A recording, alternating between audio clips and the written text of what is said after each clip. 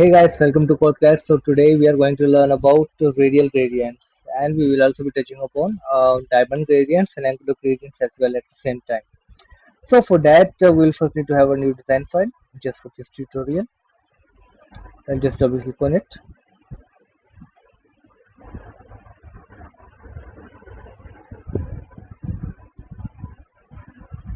Now that our file has opened, and we are going to learn about radial gradients and other kind of gradients, we will just change the name of the file accordingly. Radial gradients.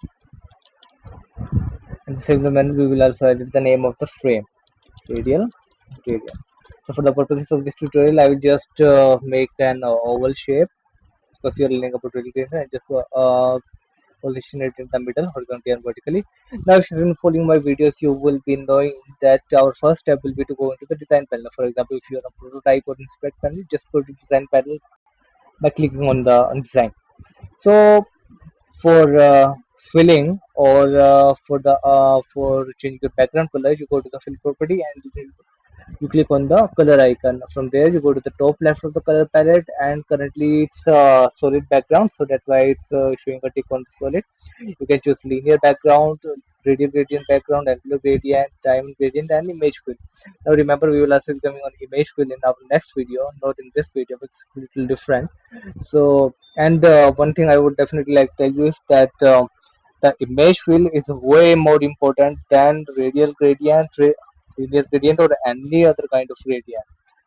So that's very important. So do watch my next video. So we have already learned about linear gradient. If you haven't, just go to my previous video. You can find in the playlist or on my channel. So for using a radial gradient, just click on the radial. Now, for making you understand in a better way, I would change the starting color to red. Now remember, you have to select the first color to change its color. Now you have to select the second, which is the ending color, and I will just give it to a blue color, and I will raise opacity to 100%. So this is how radial gradient works. Now, what how it works is radial gradient. The first color goes in the middle, and it just expands in all the direction of the ending color. For example, red will be in the middle and blue will be outside, the more outside you go. So that's how it works. And you can see the hue from here, you may already be knowing that. And then you can change it like this or like that,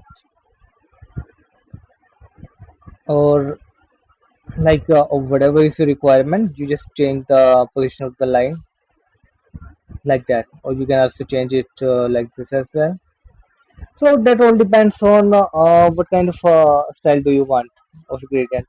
So this is difficult to teach you in a video by someone else. You have to practice it yourself and see it for yourself how it works. Not only radial gradient but also diamond and angular gradient as well. So angular gradient works like this, if you see. So angular gradient is mostly used in scenarios like where you have a website with a lot of dashboard type content, analytics type content, and you have to make a kind of like pie charts and show some percentages in color. So that's where you use angular gradients and the diamond gradient. Now I am not sorry guys. Well, why do I say that?